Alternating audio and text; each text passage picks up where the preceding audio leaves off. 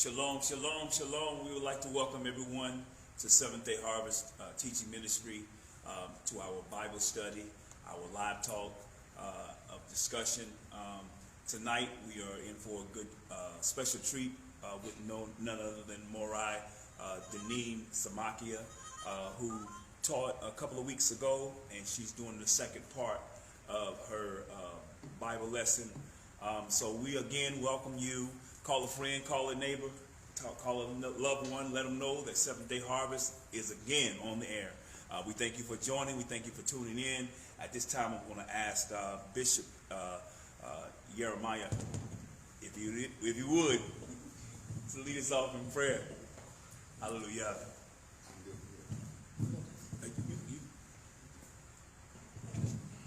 Hallelujah, hallelujah, hallelujah.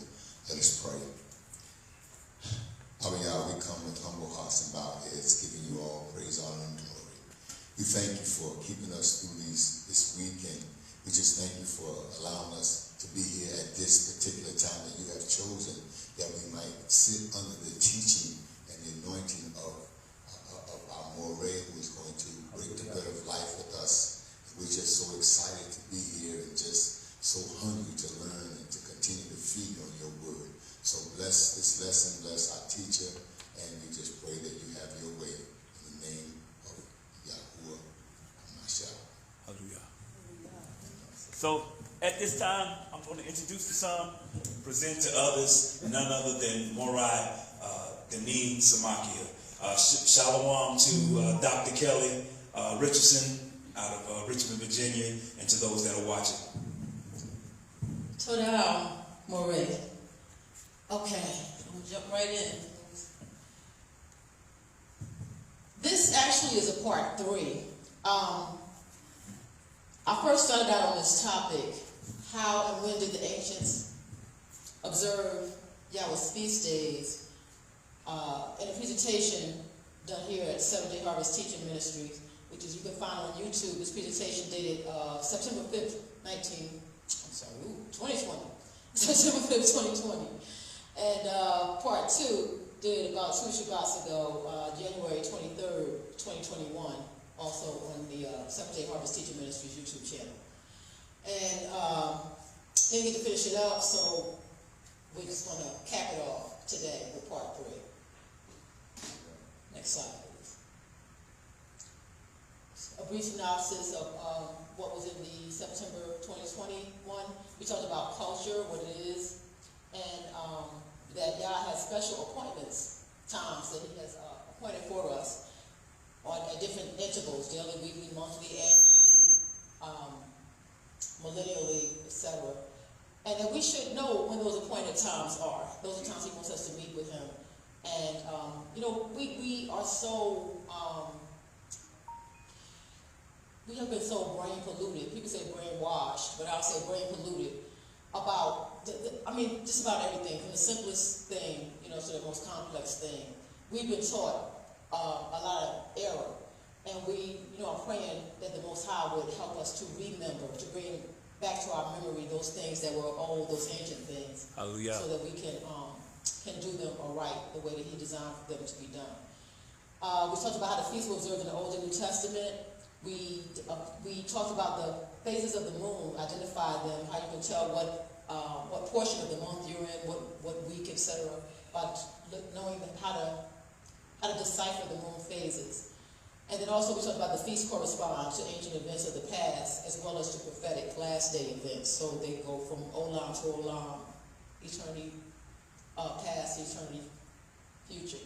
Hallelujah. Next slide, please. And part 2, we talked about that Yah is not slack concerning his promises, but that he is long suffering. Because he's not willing that any should perish. Hallelujah. So, if you could do me a favor, because I guess they really don't need to see me. I just want to make sure they can see the slides, because I'm going to cover a lot of heavy material in a slide that I want people to be able to read. You can kind of cut me out of it and just kind of zoom in on this. Oh yeah, they can see you. No, I was saying you can take me out of it. They don't need to see me, so that way you can get a little bit bigger picture of the slide. I don't know how to do that. Okay. All right. we talked about also what an intercalary period was. We talked about what a year of tithing is in the scriptures. We talked about the atomic cycle in science and astronomy, the 4 fixed points, and what they are. All of this was covered in part 2, and how all of this is used to harmonize or reconcile the 3 calendars that we have, the lunar, the solar, and the sidereal calendars, which deal with the moon, the sun, and the stars, the things, the lights that God has given us in the firmament to guide us for days and seasons. And the last one is here is how these concepts correlate with astronomy as well as the Bible. And we started a little bit in the book of Enoch. We also talked about explaining what the 6 gates are, how they correlate to the paths of the sun across the sky at different times of the year, and also the 364-day calendar count that Enoch mentioned in the book of Enoch as well. Next slide, please. So a preview of what we're going to talk about this evening is how the true sacred calendar lines up with the books of Enoch and the book of Jubilees. Since these contain evidence of the true ancient Hebrew calendar, we're going to see, how what we're going to be talking about throughout all these appointed times in this presentation, how they line up with what Enoch said about these times that we've lost sight of, and what Jubilee said about these times that we've lost sight of, so that we can, do line upon line, precept upon precept, and see whether these things are so. So we're also going to briefly touch on, if we get to it, the shorter or longer appointed time frames. So we talked about the months and the things like that, but as I mentioned, there were a lot of different intervals of time. And then, our goal basically is to restore Yahweh's reckoning of time in this day and age, so that we can correctly keep his appointments. Hallelujah. And this 1 year, according to the lunar calendar, is the length of that year will be 354 days, solar 364, and sidereal 365. So as you see, there's different amounts of days in each of these years, which is why we're talking about reconciling these calendars. How do we get them all to correlate and then line up? And these are the differences just shown here between these different time frames. Next slide.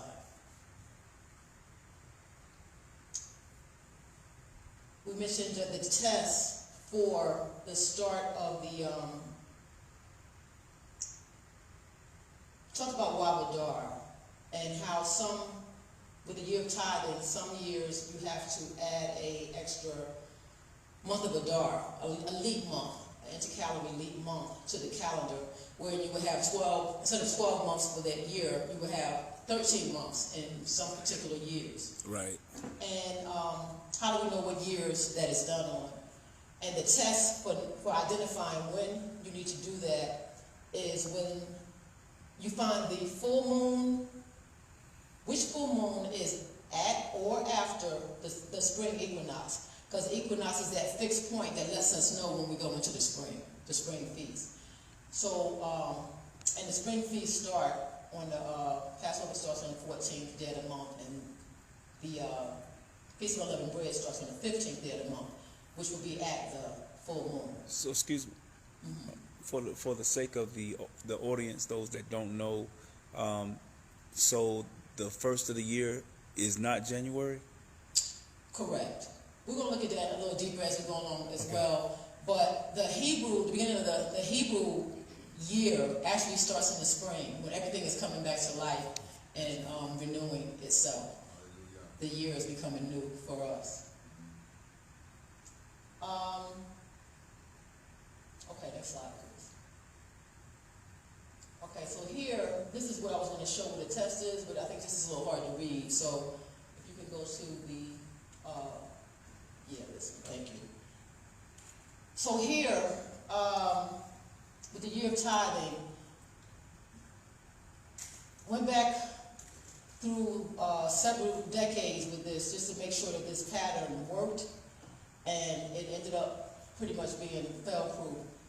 There was a pattern here of 3, 3, 5, 8, and 3, and that kept repeating itself.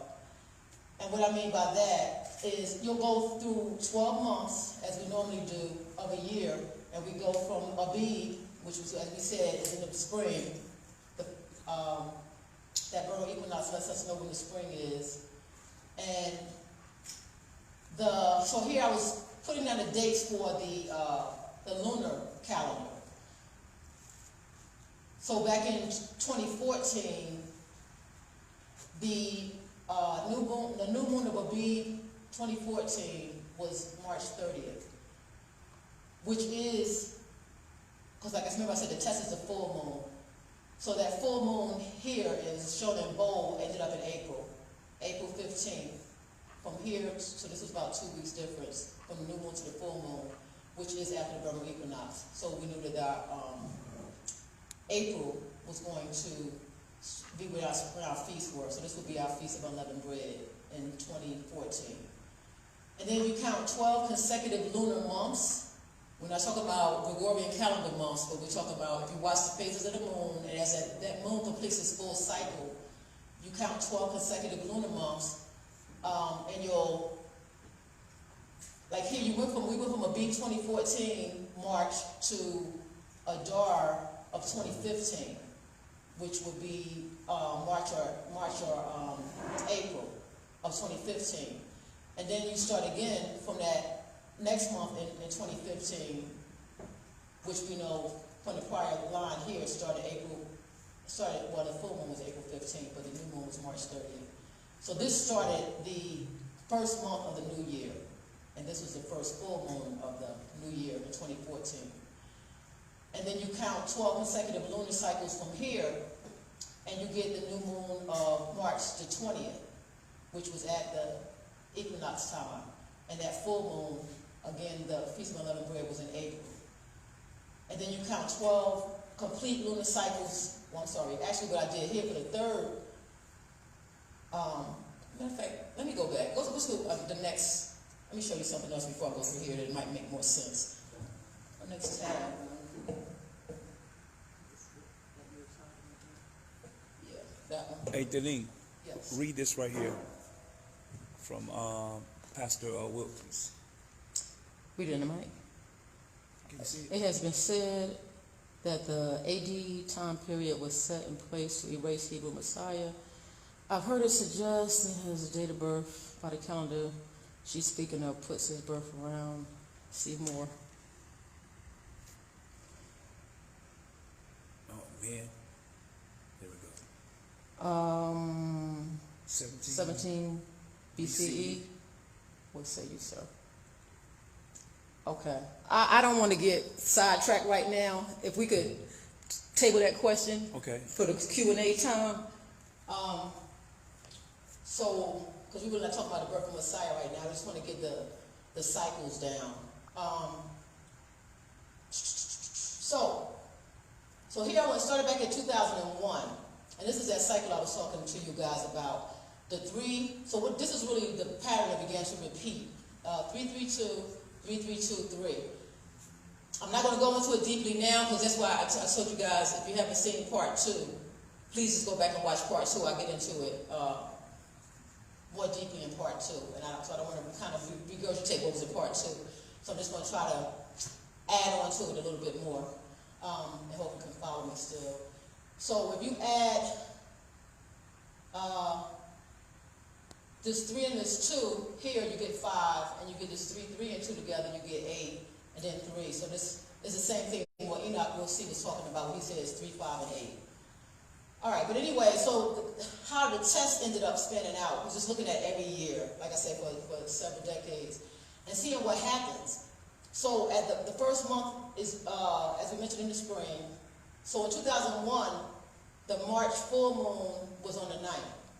So the test here was, is it at or after, would Passover or unleavened bread start at or after the equinox? And the answer here would be no. So do we have to add the Wav month that year? It would be yes. So that's why we had to add another month to the calendar and have our 13th month in 2001. And we ended up with an April full moon. Because what happens is if you don't do that, basically you end up with your your spring feast and your fall feast being out of season. They would end up eventually being in the winter time for the spring feast, etc. They would come into season too soon. But when you do it this way, they always end up in the spring and always end up in the fall. Right. So, and in 2002, we went, like I said, 12 lunar cycles, and the new moon for Abib would have been on March 28th. So then we put it to our test. Is March 28th after the equinox, which is usually around March 20th, 21st, between 19th and 21st, and somewhere in there. And yes, that is after that date, so no, we don't have to WAV that year. Then you go to 2003, if you complete 12 lunar cycles, March 18th, you will come up to March 18th being the new moon. Is that at or after the equinox? And that will we know. So yes, we had to WAV that year. So we add another month to the next lunar cycle. Would put our the unleavened bread feast at April 16th. So here, eventually you see that pattern starting to show up by just doing that test. I just wanted to go here because it's a short. In 2004, at the 12 lunar cycles, we ended up at April 5th for the full moon, which is already definitely past the equinox, so that was fine. So we didn't have to WAV that year. And then you go to 2005, March 25th, yes, it's after the equinox and past the test, so no, you don't have to WAV. Go 12 lunar cycles, you end up March 14th, is this past the equinox? No, so you WAV that year. So between the last time we WAVed, it was 1, 2, 3 years, that's what this is representing. It was 3 years. And you just keep doing that test every year. So I wasn't going to put you through all of the years that I went through doing this. But, like I said, that pattern just began to emerge. That it would keep coming up as 3, 3, 2, 3, 3. Well, this is not right in line, but let me see. 3. So if I start here, 3, 3. No, start here. 3, 3, 2, 3, 3, 2. Because if I go backwards, it was, I should have started in 1999 to get the cycle up here, but let me see, it would have been another 3 here before this. I went 3 years back to 1998, whatever that is. 3, 3, 2, 3, 3, 2, 3. And then 3, 3, 2, 3, 3, 2, 3. And then 3, 3, 2. You follow me? It kept showing up like that every time. Someone wants to know the significance of the year where you was just doing the 3, 2. I noticed on the first lesson that you did with the 3, 2, 3, 3, 2. Yeah. Yeah, I'm just saying that this is a pattern that becomes repetitive, and that has to do with this metonic cycle. I'm just going to suggest, since I'm on a limited time schedule, that you go back and watch the second video. It's on the Seventh-day Harvest Teaching Ministries YouTube channel, dated January 23rd, 2021. It was done about 2 weeks ago. And I explained all of that. Your question is answered in video number 2. All right. Okay, go back to that one prior to this, with the yellow one, please. So this is showing, that one was showing year by year by year by year by year, basically. And so this one is like a different version of that, where this one I don't show year by year by year, but I show the whole 12, I show the whole 12 months. When you get to, that test was taken into account in here. And it's showing here that after 3 years, since the 12th month here, when the 11th month, Shabbat, would have ended up the new moon in March, and the full moon, March 23rd, and then the 12th month of 2017 would have ended up with, would have ended up in January. Is that right? I'm confusing myself. Hold on. I did this before. Okay, so we went for 2016. Okay, yeah, I'm sorry. Yeah, this is a bead. This line is dealing with a bead, not Shabbat. But this line was dealing with a bead, so it was March 2016. But when we got to the 12th month, we were crossing over into 2017, and we would have ended up in January 2017. But we know that the next month would still be February, which is still winter. So we didn't, the spring feast can't start in February. So this will be a Wabadar year, where now you add a whole nother month. The next lunar cycle becomes another Adar, because Wab means and. So you have two Adars. You have Adar and Adar. So you have not just the 12th month of Adar, but you add another month, the 13th month on this year. So that way, now the new moon will be at the end of February for that last month Adar, and the full moon for the month of Adar, the last month of the calendar year, the Hebrew calendar year, would be March 12th. So then we go to the next month of Abib, which would start our next calendar year, and that would end up where the new moon is on March 28th. So that way we know that the vernal equinox, the full moon for Abib is going to be definitely after the vernal equinox, because the new moon is after the equinox. So, and then it goes again, where now we got it back in the spring. So that's because we added that extra lunar month, that Wabadar. And now, all 3 of these years, the feasts end up in the spring. But then we see here again, we eventually go off, and we ended up with the last month of Adar being in the winter, which we can't have. So that's why I said we know at the end of every 3 months, we had to end up having 3 years, we ended up having to add another month, a Wabadar, to get this, the end of the year, to end up in March.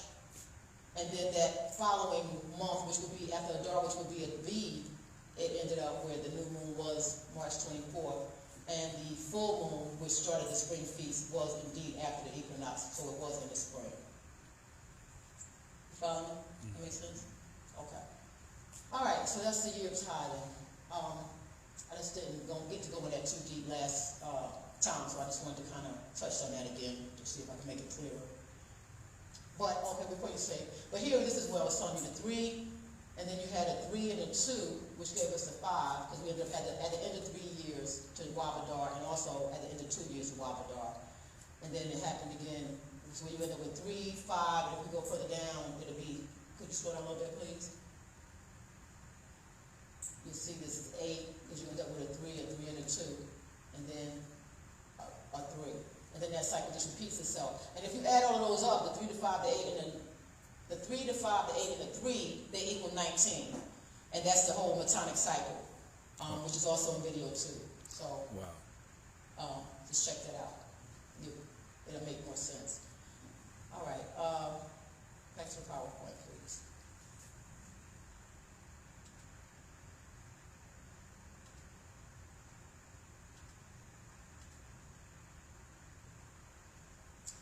All right, so now we're going to go to the book of Jubilees, chapter 6. I'll read about 20 verses in this and talk about it. So since I have it on the slide here, I'll go ahead and read it. But if you have Jubilees, you can follow. And he gave to Noah and his sons a sign that there should not again be a flood of the earth. He set his bow in the cloud for a sign of the eternal covenant, that there should not again be a flood on the earth to destroy it all the days of the earth. For this reason, it is ordained and written on the heavenly tablets that they should celebrate the Feast of Weeks. Now they're talking about Feast of Weeks all the way back here in Noah's time, if you notice. That he should celebrate the Feast of Weeks in this month once a year to renew the covenant every year. Verse 18, and this whole festival was celebrated in heaven from the day of creation till the days of Noah. So even before the days of Noah, this is saying that it was celebrated. And it said it was 26 jubilees and 5 weeks of years. This, in parentheses, it was in, I have the version I have, I don't know if that's added or not, but they say it's from 1309 to 1659 AM, which is Anno Mundi, Year of the World. I don't know about these dates, but I just put it in. Excuse me. And Noah and his sons observed it for 7 jubilees and 1 week of years. Okay, till the day of Noah's death. And from the day of Noah's death, his sons did away with it until the days of Abraham, and they did eat blood. So somebody find this for me. Genesis 5:32. So while you're doing that, I'm going to talk about these numbers in this verse. So they talked about 7 jubilees and 1 week of years. So a jubilee, 1 week of years is 7 years, right? Because a week is 7 days. So 1 week of years would be 7 years. So that's why I got this plus 7 here. And then 7 jubilees. So, I thought I saw this somewhere. It probably isn't here, but I didn't get to it. But anyway, I have 7 times 49 here, 350. I think somewhere in this text they mention this number 350. So if they do, I'll come back to it. But read this for me. Genesis 5:32. Oh, this is where I got the 350 from, I think. Here. Go ahead. Yeah. And Noah was 500 years old, and Noah begot Shem, Ham, and Japheth. Okay. And read this one. Genesis 9:28 and 29. And Noah lived after the flood 350 years. And all the days of Noah were 950. There it is. So that's where the 350 came from, these two texts. Because it says that Noah lived 350 years after the flood, right? And all the days of Noah was what? 950 years. 950 years. So that means he was 600. If you do 950 minus that 350 after the flood, he was 600 when the flood was over, right? And it said that he begat his sons when he was 500. So his sons were like 100 years old, right? All right. So this 7 jubilees and 1 week of years should equal to 350 years, because that's how long Noah kept it after the flood. Because It says he lived 350 years, right? So I used to think that this should be 50, so it should be 7 times 50. But I'm saying, well, if it's 7 jubilees in 1 week, then the jubilee must actually be 49. So because you do 7 times 49 plus 7, you actually do get 350. So it's really like a longer period of Feast of Weeks, as we mentioned here. Because remember, Feast of Weeks is 7 weeks, so it's 7 times 7, which is 49. And then the day after is the 50th. So it was the same thing here. You had the 7 times 7 gives you 49, but then you had 7 of those 49s, and then the week after was 350 years. Okay? So that was a little eye-opening for me here reading this as well. Like, wow, okay, so the Jubilee, you count, it's really 49. We're going to talk about that a little bit more too if we get a chance later on. Okay. It says, verse 19, but Abraham observed it, even though after Noah died, it's saying his son stopped observing it. Right? I don't know the significance of this, they ate blood, but... Because they were instructed not to eat blood. Okay, so they were saying they were eating the meat with the blood in it? Okay. Once Noah died, his sons went back to it. Yeah, they just started doing what they started wilding out after their father died. But Abraham was remembering, he was bringing the things back that Noah's sons let lapse, right? Yeah. But Abraham observed it, and Isaac and Jacob and his children observed it. Up to thy days. Who is he talking to? He's talking to Moses here. And in thy days, Moses, the children of Israel forgot it until ye celebrated it new on this mountain. So that's why this is where we thought it started at, most of us, right? We thought it started here, with Moses. But they tell me it was back in Abraham's day, it was back in Noah's day, it was back in heaven before that. So it was an ancient feast. Right. This is, According to the scripture, we celebrated in heaven. all right. Yeah, according to the scripture, he said we celebrated in heaven. So it says, and do thou, verse 20, and do thou command the children of Israel to observe their festival in all their generations, for a commandment unto them. 1 day in the year, in this month, they shall celebrate the festival. For it is the Feast of Weeks and the Feast of First Fruits, This feast is twofold and of a double nature, according to what is written and engraven concerning it, celebrated. Next slide, please. For I have written in the book of the first law, in that which I have written for thee, that thou shouldest celebrate it in its season, one day in the year, and I explain to thee its sacrifices, that the children of Israel should remember. Put it back together. And should celebrate it throughout their generations in this month, one day in every year. And on the new moon of the first month, so here we go with these time clocks that y'all gave us again, right? On the new moon of the first month, which we talked about that month of Abib, and on the new moon of the fourth month, and on the new moon of the 7th month, on the new moon of the 10th month, are the days of remembrance, and the days of the seasons in the 4 divisions of the year. These are written and ordained as a testimony forever. So this goes back to, go to the next slide for a second, then we'll come back. This goes back to this chart here. We talked about this a little bit in part 2 as well. This is the first month, which lines up with our spring equinox. Then you got the 4th month it mentioned in Jubilees, which lines up with our other fixed point of summer solstice. Then you have the 7th month, which again they talk about Jubilee, lines up with another fixed point, other 4 fixed points, which is the autumnal or fall equinox. And then in the 10th month, which is our 4th fixed point, which lines up with our winter solstice. So, all right, go back up to Jubilees, please. These are the 1st, the 4th, the 7th, and the 10th month. These are the days of remembrance and the 4 divisions of the year. Okay? And Noah ordained them for himself as feasts for the generations forever, so that they have become thereby a memorial unto him.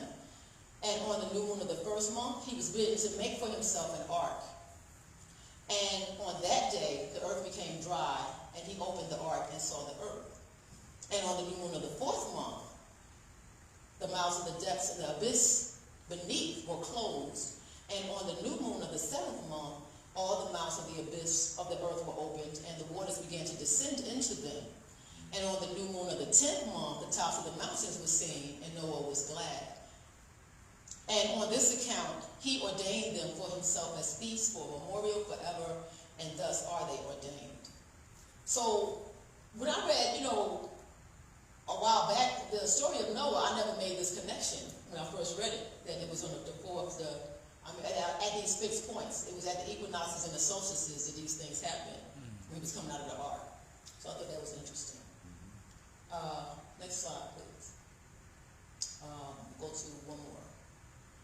Okay, this is continuing in verse 29. It says, and they placed them on the heavenly tablets. Each had 13 weeks. From one to another past their memorial. From the 1st to the 2nd, from the 2nd to the 3rd, and from the 3rd to the 4th. Go up one slide, please. 13 weeks. Here we see those 13 weeks. 1, 2, 3, 4. And again, we see that these 13 weeks is connecting the 1st to the 2nd, and this 13 weeks is connecting the 2nd to the 3rd, and this 13 weeks is connecting the 3rd to the 4th, and then the 13 weeks is connecting the 4th back around to the 1st. So you see how when we bring all these together, it's actually lining up with what Jubilees is saying. Go back to the text slide, please. And here in verse 30, it says, and all the days of the commandment will be 2 and 50, 52 weeks of days.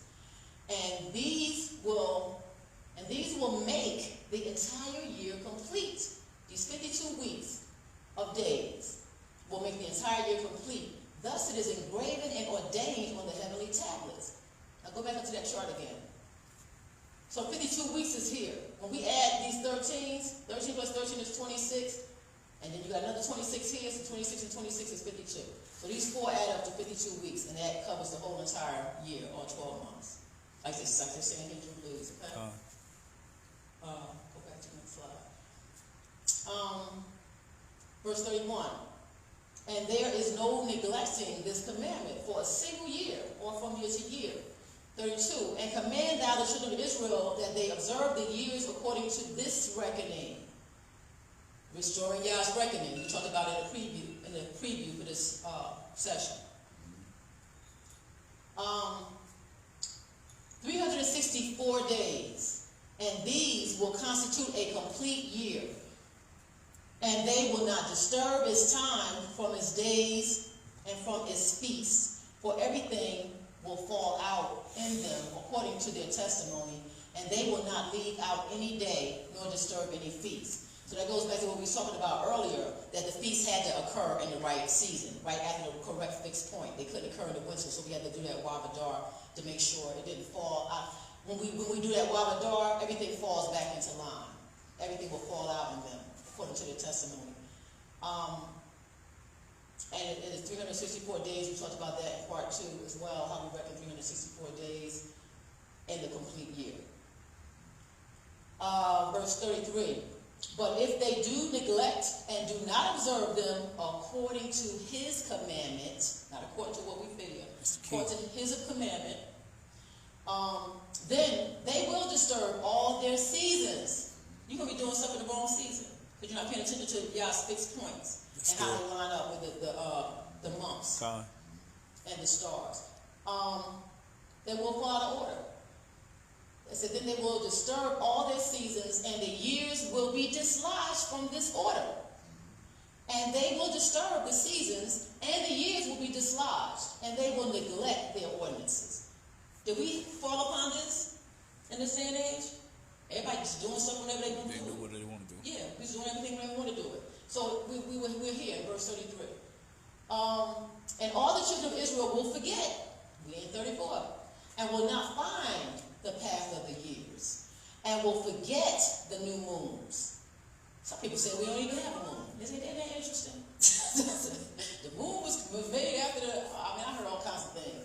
And will forget the new moons and the seasons and the Sabbaths, and they will go wrong as to all the order of the years. Okay? Go to the next slide.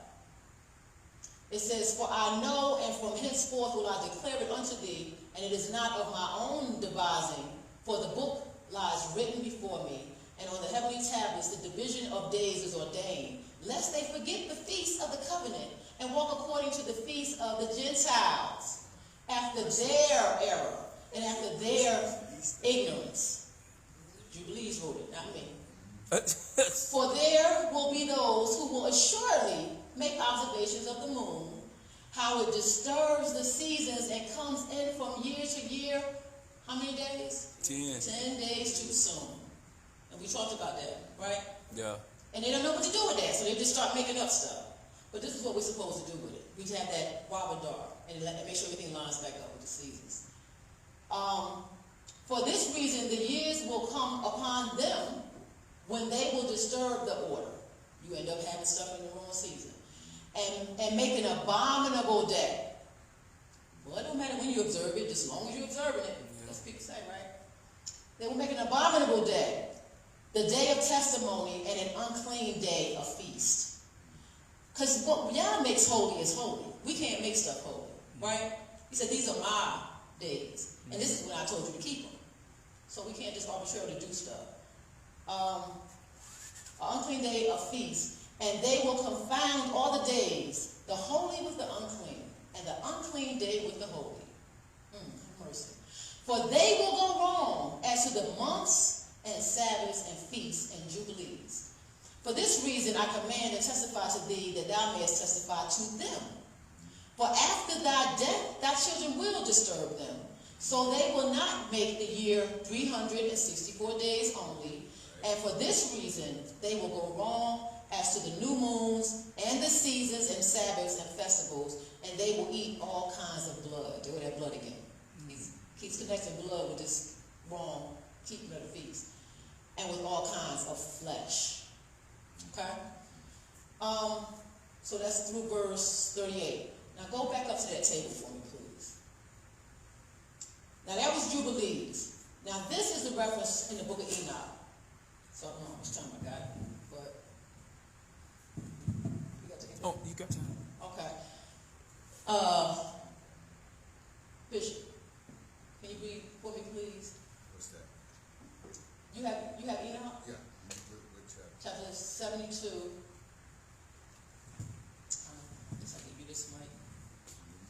let me put it on the stand for you. That way you don't have to. Oh, it needs to be changed anyway, the battery. Okay, so while he's doing that, this is what we were talking about earlier, how the month of Abib starts in March or April, and not in January or February. You know something interesting about this as well? Decimal. If you look at the word decimal, which has the root word dec, like December, what does decimal mean, the prefix? Is the base what?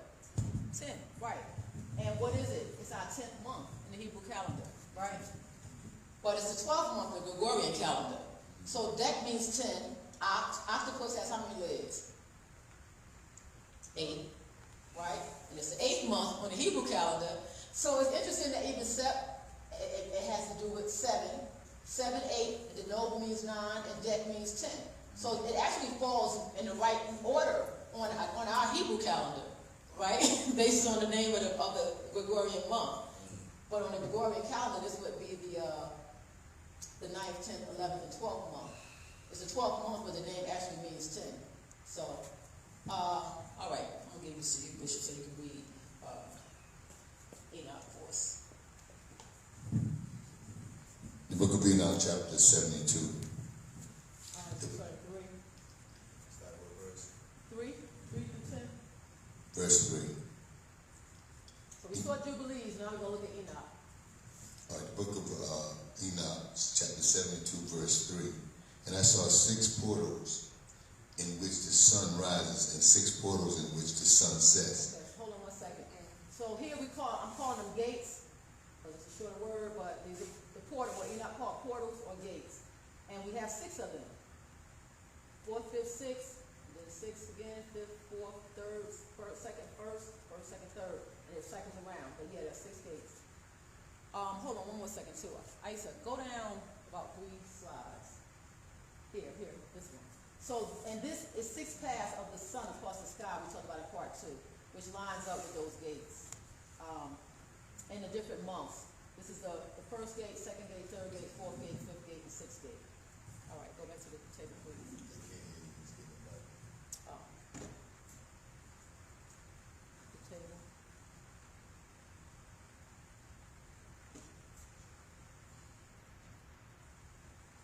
You keep reading now. Continue. Okay. I'll just start again. And I saw 6 portals in which the sun rises, and 6 portals in which the sun sets. And the moon raises and sets in these portals. And the leaders of the stars and those who... Okay, hold on a second. You said the sun rises and sets in those portals, and the moon rises and sets in those portals, right? Mm-hmm. Right. So that's back to that graphic I showed you. That's what those 6 things represent, where the sun rises and sets through those different paths in the sky, through those 6 portals. All right, go ahead. And the leaders of the stars and those whom they lead, 6 in the east and 6 in the west, and all following each other in accurately corresponding order. Okay, Also, hold on a second. Go back to that picture, please. Okay, that's this. This is the east, this is the west. So it starts here in the east, and it travels through the sky at 28 degrees elevation, all the way over to the west during these 2 months. And then it goes to the second portal, starts in the east, travels to the sky at a higher angle, 34 degrees, all the way over to the west. It sets in the west during these 2 months, and et cetera, et cetera. Starts in the east, travels to the sky at a 42-degree angle, but that angle is here. If this is you sitting on the ground, looking south, with respect to the horizon, the horizon is about a 42-degree angle that is traveling through the sky, traversing through the sky, etc. Through all 6 of these gates. It rises in the east, sets in the west, and it comes through these portals, so gates, these 6 gates. Okay, take it, please. Go to that one. Take it, please. Continue, please. also many windows to the right and left of these portals. Verse 4. And first these goes forth the great luminary named the sun, and his circumference is like the circumference of the heaven, and he is quite filled with illuminating and heating fire. The chariot on which he ascends, the wind drives and the sun goes down from the heaven and returns through the north in order to reach the east, and is so guided that he comes to the appropriate lit or that portal and shines in the face of the heaven. In this way, he rises in the first month in the great portal, which is the fourth of those 6 portals in cast. And in that fourth portal, from which the sun rises in the first month, are 12 windows opening, from which proceed a flame when they are opened in their season. When the sun rises in the heaven, he comes forth through that fourth portal 30 mornings in succession, and sets accurately in the fourth portal in the west of the heaven. And during this period, the day becomes daily longer and the night shorter to the 13th morning. On that day, the day is longer than the night by 9 parts, and the day amounts exactly to 10 parts, and the night is 8 parts. And the sun rises from that fourth portal and is set in the fourth and returns to the fifth portal of the east 30 mornings, and rises from it and sets in the fifth portal. And then the day becomes longer by 2 parts and amounts to 11 parts, and the night becomes shorter and amounts to 7 parts. And at return to the east, and it returns to the east and enters into the 6th portal and rises and sets in the 6th portal 1:30 mornings on account of its sign. On that day, the day becomes longer, and the night than the night, and the day becomes double the night, and the day becomes 12 parts, and the night is shortened and becomes 6 parts. And the sun mounts up to make the day shorter and the night longer, and the sun returns to the east and enters into the 6th portal and raises from it and set 30 mornings. And when 30 mornings are accomplished, the day decreases by exactly 1 part and becomes 11 parts, and the night 7.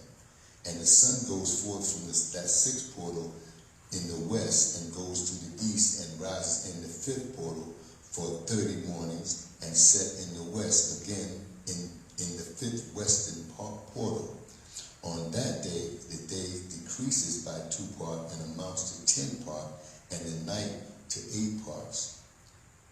And the sun goes forth from that 5th portal and sets in the 5th portal of the west and rises in the 4th portal for the 1:30 mornings on account of its sign, and sets in the west. On that day, the day is equalized with the night and become of equal length, and the night amounts to 9 parts and the day to 9 parts. And the sun rises from that portal and sets in the west and returns to the east and rises 30 morning in the 3rd portal and set in the west in the 3rd portal. And on that day, the night becomes longer than day, and night becomes longer than night, and day shorter than day till the 30th morning, and the night amounts exactly to 10 parts, and the day to 8 parts.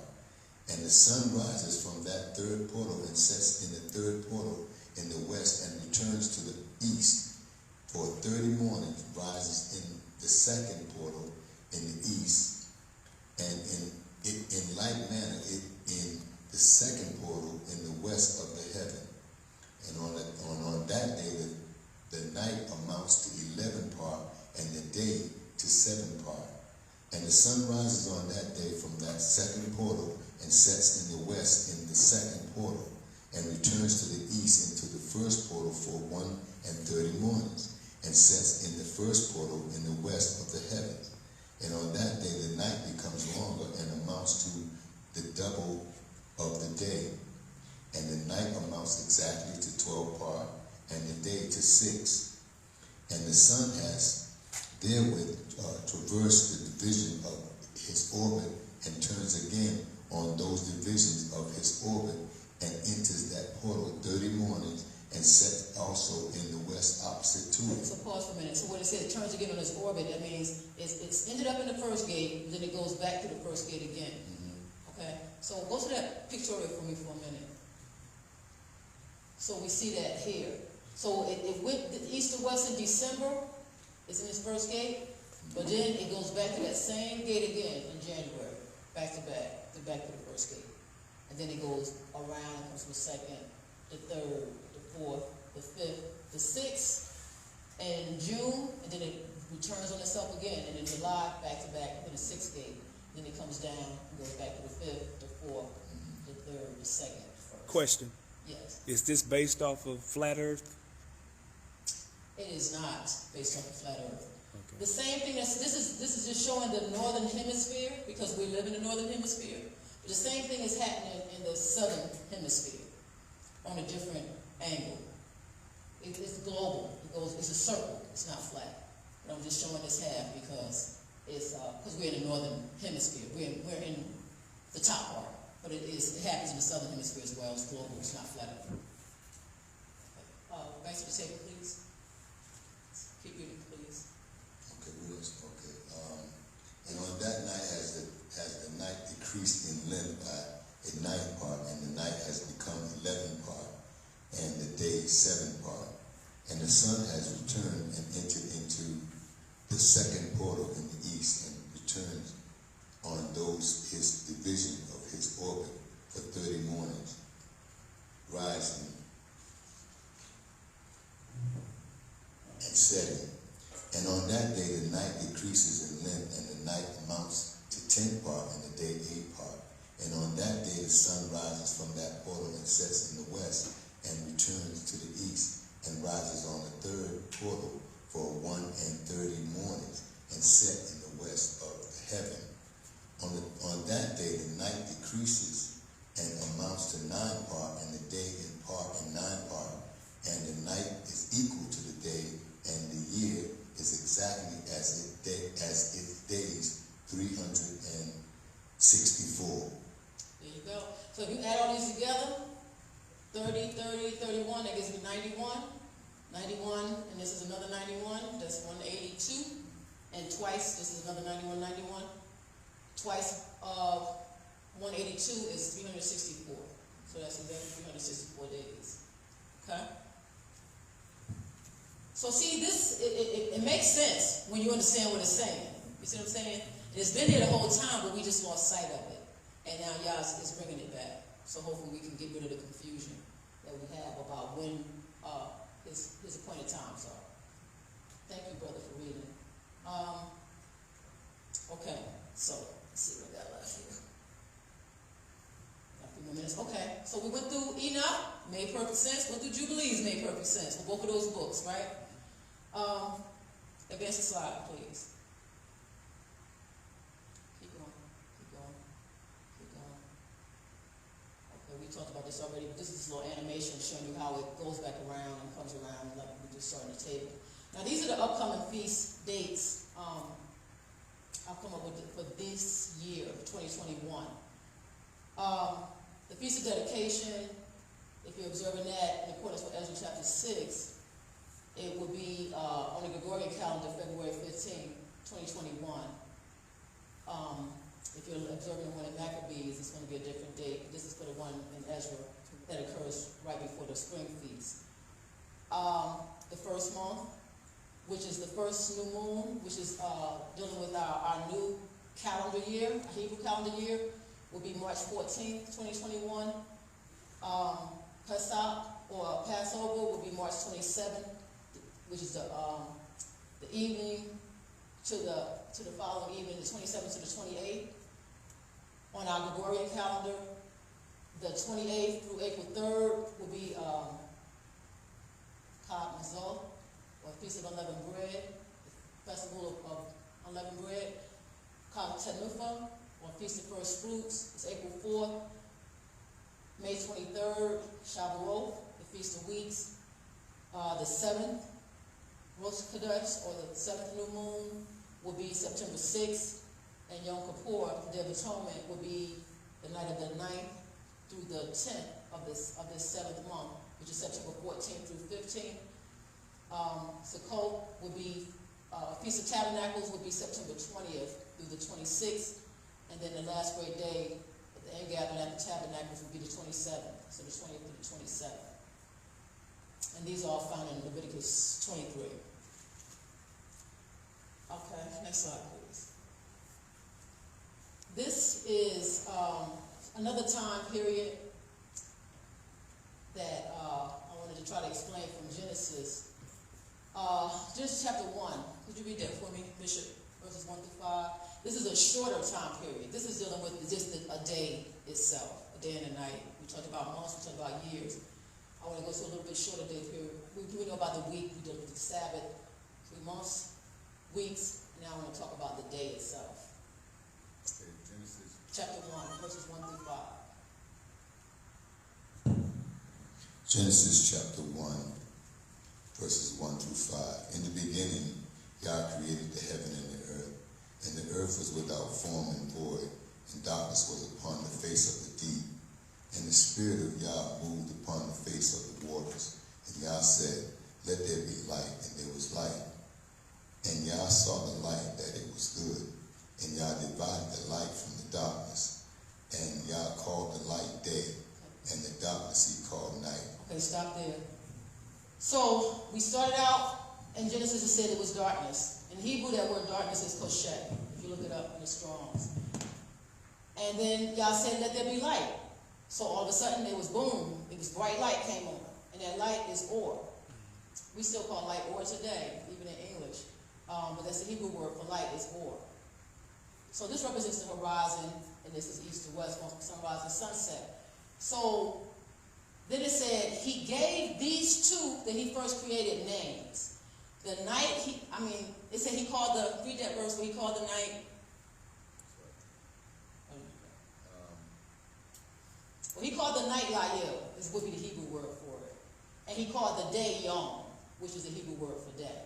So he gave this a name, he gave that a name. And what does it say after that? Okay, he called the light day, and he called the light day. He called the light day. This is the name for this light that he made. And that Hebrew would be Yom. He called the light Yom. And the darkness he called night. And this Kashek, he called Layel. And the evening and the morning were the first day. Okay, hold on. What happened to the divisions? He divided, what is that? What verse is that in? He divided the light. Verse 4, and Yah saw the light that it was good, and Yah divided the light from the darkness. Okay. So, he went from darkness to bright light. But you know, if you're in darkness, you can't see nothing, you're blind. And if somebody's shining a big bright light in your eyes and you're coming out of a cave, you're going to be blind again. Right? You go from blinded by the night to blinded by the light, right? But you can't see in either one. So he made a division. So in his wisdom and grace, he decided to make it gradually turn light. Instead of just boom, boom, dark, light. Let's make a graduation, It's going to gradually turn from dark to light. And we see that every day, right? And then he's going to make a division here as well. It's going to gradually go from light back to dark. In his mercy, let our eyes adjust. He also named these divisions, right? What does it say? Verse 6. Well, no, go back to... verse 5, I'm sorry. And Yah called the light day, and the darkness he called night, and the evening and the morning were the first day. Okay. So the King James says the evening and the morning were the first day. If you look up that word evening, it's actually this word. I'm sorry. Evening is this word, arev. And morning is this word, boker. So even they had names. He didn't call it Yom, he didn't call it Layel. He called the morning boker, that division that he made, and the evening that he made, he called it Arev. So this thing had 4 different parts, too. It had a morning, a day, an evening, and a night. Okay? Next slide, please. And the evening and the morning were the first day. That's how the King James read. If you go to like the Interlinear Bible, it's typically more accurately interpreted this way. It says there was evening Arev, and there was morning, Berker, day or Yom 1. So the evening and the morning was part of day 1, is really what it should say. Because, what's the next slide, please? Go to the next slide and come back to this one. So, because a lot of people equate evening with night. Because we used to say good evening. Evening is not the same as night from a Hebrew standpoint. As we see, there was 4 different names in Genesis 1. Evening he called Arev. So evening was not night, because night was Layel. So this is Arev and this is Layel. So that is not true. There's the evening and night are 2 different things. But a lot of times we get it confused because in English we use them interchangeably. In English we say that there's a 24-hour day, which again is not correct. In English we say there are 12 hours in each day, in every day, which is not correct. And we also say that day comes before night, which is not correct. These are incorrect beliefs according to the Hebraic perspective. Because as we read in those first 5 verses of Genesis, the night was first, there was darkness, then light, and then the divisions of morning and evening. All right, go up 1 slide, please.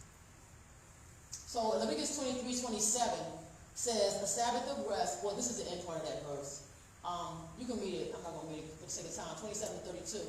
But it says, the Sabbath of rest, and ye shall afflict your souls in the ninth, and that day there is supplied, so that's why it's italicized. So I'm just going to say, in the ninth of the month, at even, from even unto even, shall you celebrate your Shabbat. So if if days always start at sundown, as a matter of course, would the verse say that the festival, this feast, starts on the 14th in the evening? But specifically for the Day of Atonement, it says to start on the evening of the 9th and go to the evening of the 10th. So, and then also in Exodus 12:18, it says in the first, that month is supplied, in the first, on the 14th day of the month at even, here we go again, ye shall eat unleavened bread until the 21st day of the month at even. Because Yah is very specific. He tells us things, for a reason. So we start, when he talks about Passover, you start on the evening of the 14th, and it carries through unto the Feast of Unleavened Bread, which is the 15th. So just food for thought. Next slide, please. Next slide. Okay, and this is going to a longer period of time, which we talked about, touching a little bit in Jubilees. This calendar represents years. So they would have 7 years, 6 years you would work your fields when you're in the promised land. He said, when you come to your land, do this, right? 6 years you work, the 7th year is the Sabbath of rest, sabbatical for your land. That land should rest that whole year. Don't till it, don't bother it. And then it's just like our regular calendar, we wrap back around, and in the 8th year, through the 13th year we work, that 14th year is a rest, etc. The 21st year is a rest, 28th, 35th, 42nd. Now when we go to the 49th, because now we got 7 Sabbaths of years. 1, 2, 3, 4, 5, 6, 7. And on Yom Kippur, which is the 10th day of the 7th month, they would blow a shofar, and that would indicate the Jubilee, or the Yobel year. And then this is a Sabbath, a regular 7-year Sabbath rest, and that following year, the 50th year, will also be a rest. But that 50th year is also the first year of the next cycle. Just like when you're doing Feast of Weeks, when you observe it on that Sunday, that first day of the week, it's actually the start of the next week cycle. So it's the same with the years. That 50th year is actually the first year of the next cycle. Does that make sense? Okay, then you go to the 7th year, and again you start over with the Sabbath of rest. And that's in Leviticus 25. Next slide, please. Okay, this is our last topic, I think. The procession of the equinoxes. Now this deals with an even longer period of time. Thousands of years. When we read that in part 2 as well, we talked about a day is 1,000 years, a year is 1,000 years is a day. So these represent the different constellations that we see in the night sky. Now this is Taurus, this is Aries, etc. It goes through the different, what we call the zodiac. So this red line here, if you can see it, it says the age of, you heard this song, this is the dawning of the age of Aquarius. Remember this song? Yeah. You know why we're singing about age of Aquarius? Because they know some Bible truths that we don't know, right? So it says the age of Aquarius begins at the point when the sun is no longer in front of the constellation Pisces. Because that's where it is now, in our day and time. Because we're here in the year, 2021, right? So we somewhere towards the end of Pisces. The next constellation over here is Aquarius. So that's why they talk about the dawning of the age of Aquarius. Because they know that the sun is moving through Pisces right now. So but this takes thousands of years. So back in, so this is say year 0, around the time when Mashiach was alive and living, we were still in Pisces. So we've been in Pisces for, as you see, over 2,000 years, right? But prior to that, 1,000 years before that, we were in Aries. And 1,000 years before that, and then this is 3,000 years before, 4,000 years before. So, and this is in Taurus. Okay? Now, go to the next slide. I'm going to see if I can clear this up. It's called the precession of the equinoxes. So, this is that constellation Pisces. So I did this in a simulation software. It shows that in the year 33 AD, around the time of the vernal equinox, the sun was about here in Pisces, as we saw in that prior map, at around year 0. It was here in Pisces. Go to the next one. I'm sorry, these constellations is coming out kind of dark. You probably can't see them. But this is in our day and time. So when this equinox comes this year, in 2021, it's going to be over here further towards the end of Pisces. So go to the next slide, please. So this shows that, so this is our Earth. This is the sun. This is our Earth going around the sun, right? And it says this is the Earth's actual position in orbit as we orbit around the sun.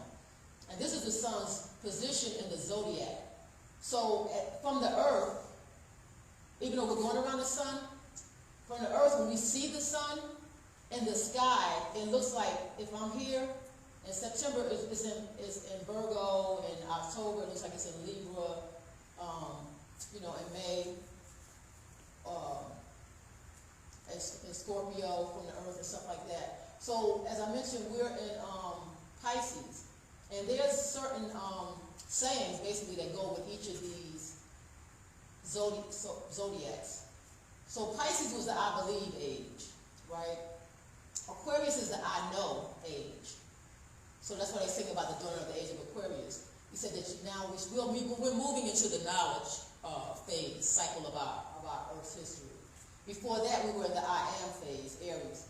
So that's why you dealt with Abraham and Isaac having a ram caught in a thicket in the scriptures, because that was symbolic of the age they were in, Aries. And directly across from Aries is Libra.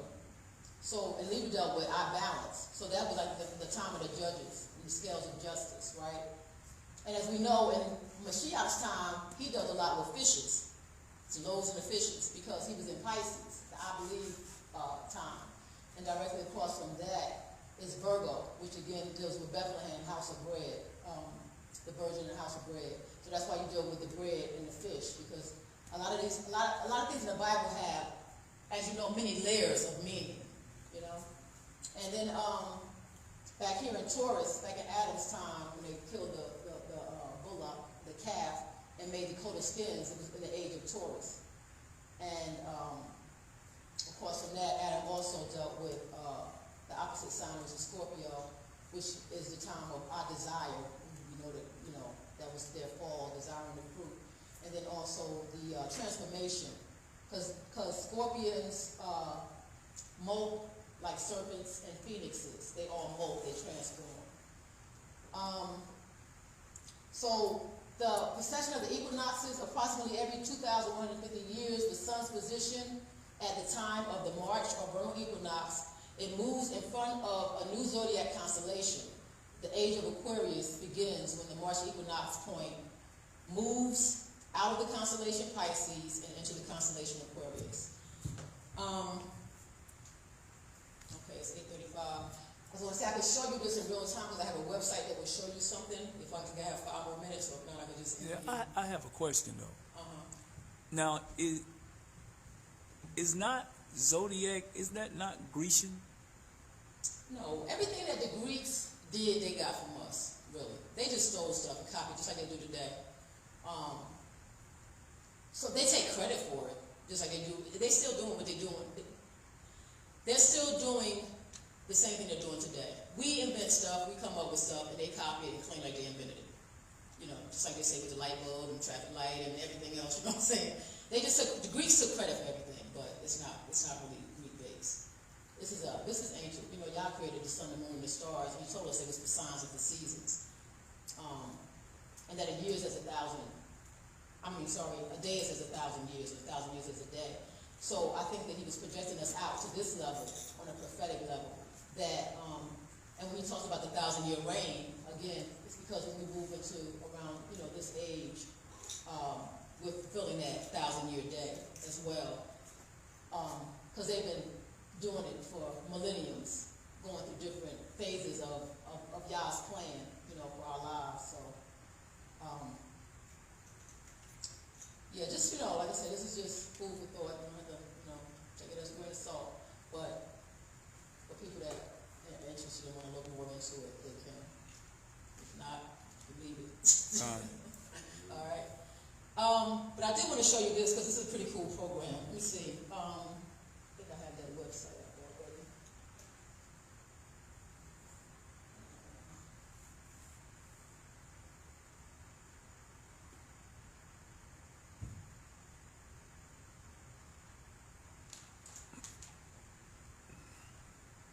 This shows the night sky, and you can move it around. But you know, the Bible talks about these things. Like you talk about Orion. Orion is also one of the constellations, and that looks Orion's belt. So, you know, we just don't really understand the stars. And I'm not saying I understand the stars. You know, something I'm still looking into. But I'm saying, while we're understanding the days and the months and the years, we might as well start trying to look at the bigger times too, you know, and wait for y'all to give us a revelation on it. All right, so now, of course, this is going to try to take longer than, let's see.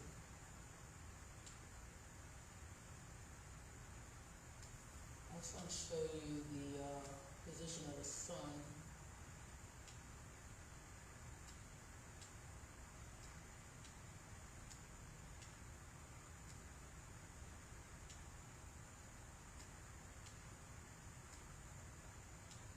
This is a website. You know, you could play with it when you get a chance. This might take long, and I'm already over my time. So, but this is a real interesting website, and it shows you the planets and the stars and the constellation. That's where I got these pictures from. That's in my presentation. It's called Stellarium, and you can play with the date over there and change it.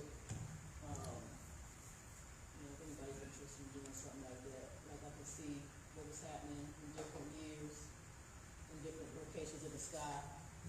So, but I guess I'll end there. Thank you so much for your attentiveness. And I guess I still just got that one question looming out there, the first one that came in. Yeah, I think it was Pastor Wilkins. He said.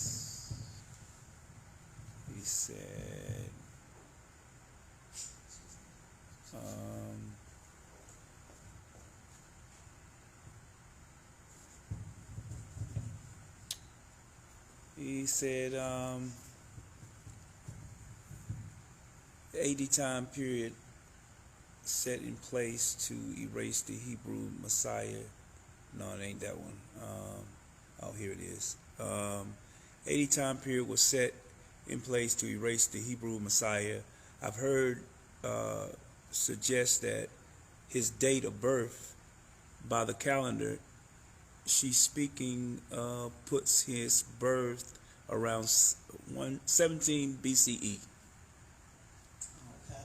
Yeah, I guess I really can't answer that, because I haven't looked at it from that perspective. I haven't looked at it from the perspective of where it will place the birth of Mashiach, so. Okay. I don't know the answer to that question. I just was looking at it from the perspective of, how did our ancestors look at time? How did they reckon time? Con. You know, so. Con. Thank you, everyone.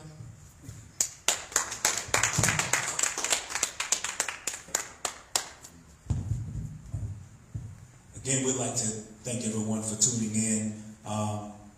Those that put forth prayer requests, we'd like to send out special prayer requests for Elder Wiggins and his family, to those that have lost a loved one on this month.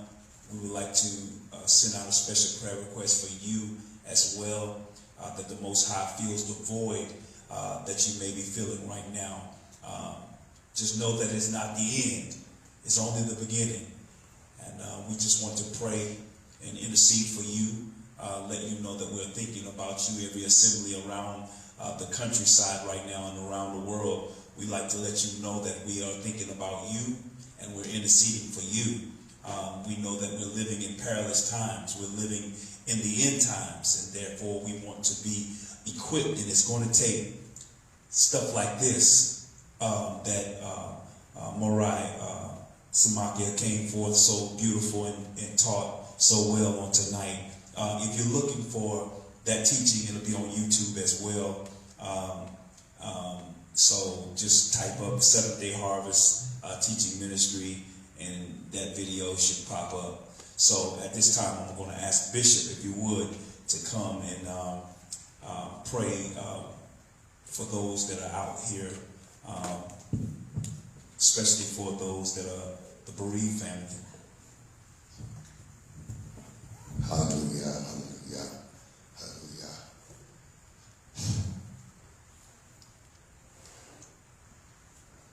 Hallelujah, we come with humble hearts. We just thank you for this lesson tonight. We thank you for allowing us to be able to get understanding. For you said, with all you're getting, get understanding. Hallelujah. And we just thank you for, and we ask you to bless Morah tonight that has brought forth this teaching. And even on the personal level, I've lost at least 4 friends from my area, Boston, where I was born. So I feel the pain of all of those. We all feel the pain of losing loved ones, especially in this time of death. The way people are dying, it's just unbelievable. And even though we know people die all the time, this time is just really detrimental to us, because we're losing loved ones that we know would be around longer, depending on what's going on. But you do all things well. Yes, sir. So we just ask you to bless those that are mourning, bless those that have lost loved ones, and we just pray the peace of Yah that passes all understanding would rest and abide upon all of us, because we're all hurting, we're all suffering. But we know that we look forward to that great day, for weeping may endure for a night. Yes, Father. But joy truly comes in the morning. So with that, we just give you thanks, we give you praise. In the name of Yahushua HaMashiach, we pray. It is so. It is so. One more time, we'd like to thank each and every one of you for tuning in. We would like to also send special shout outs to Pastor Keith Wilson and Pastor Morah Kelly Richardson out of Virginia, and Morah Brown, who has also lost a loved one on this week. So we want to keep y'all in our thoughts and our prayers. And Morah Wilkins, I'll be seeing you on your lives. Hallelujah, hallelujah. So also, we're excited about this weekend. We're celebrating our second year anniversary of Seventh Day Harvest existence.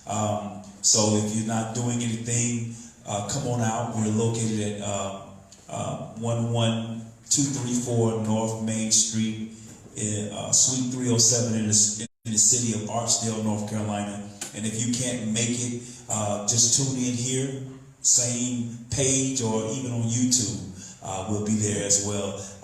We have 2 services back to back. One is on Shabbat, starting at 10:45 starting at 10:45 Shabbat School, and then at 12 noon our regular service. Our guest speaker, Morah William Majors Brown of Boom Church out of Atlanta, will be here, and then closing out Sunday at 1 o'clock, my lovely Isha, none other than prophetess Ezekiel Douglas. Hallelujah. So until then, we love you, and as my former pastor used to say, if everybody was just like me, what type of assembly would my assembly be? Consider yourself dismissed, and we love you. Shalom.